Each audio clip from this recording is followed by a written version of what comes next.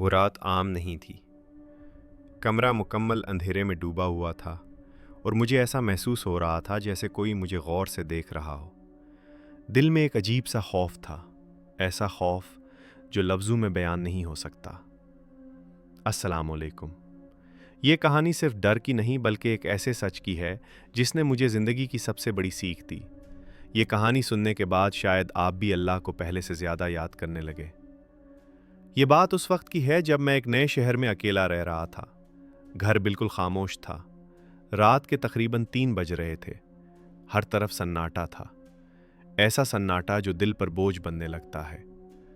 अचानक ऊपर वाली मंजिल से किसी के चलने की आवाज़ आई। मैं चूक गया।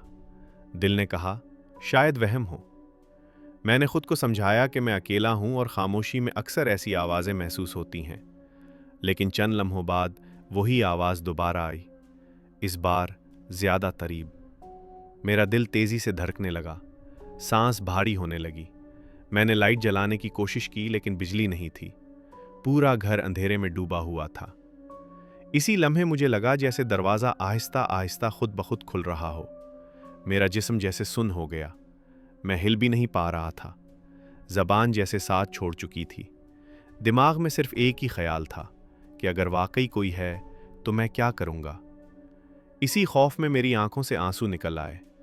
दिल कांप रहा था और खौफ अपनी इंतहा पर था। और फिर अचानक मेरे दिल में एक बात आई। मैंने धीमी आवाज़ में कहा, आऊज़ु बिल्लाहि मिनश शैतानिर रजीम। फिर मैंने आयतुल कुर्सी पढ़नी शुरू की।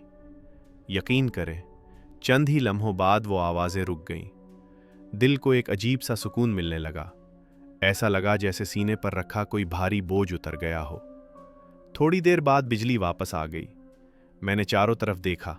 दरवाज़ा बंद था। घर बिल्कुल खामोश था। लेकिन अब वो खामोशी खौफनाक नहीं थी, वो खामोशी सुकून वाली थी। इस रात मुझे ज़िंदगी की सबसे बड़ी सीख मिली कि जब इंसान तन्हा हो, जब खौफ अपनी हद पर हो, तब सिर्फ अल्लाह ही काम आता है। अल्लाह का जिक्र सबसे मजबूत हिफाजत है। यही है सच और यही है सीख। अगर आज आप भी किसी खौफ, किसी मुश्किल या किसी परेशानी में हैं, तो याद रखें, अल्लाह आपके बहुत करीब है। बस इसे पुकारने की देर है। अगर ये कहानी आपके दिल को छू गई हो तो सच और सीख को ज़रूर सब्सक्राइब करें और कमेंट में बताएं, क्या आपने कभी ऐसा महसूस किया।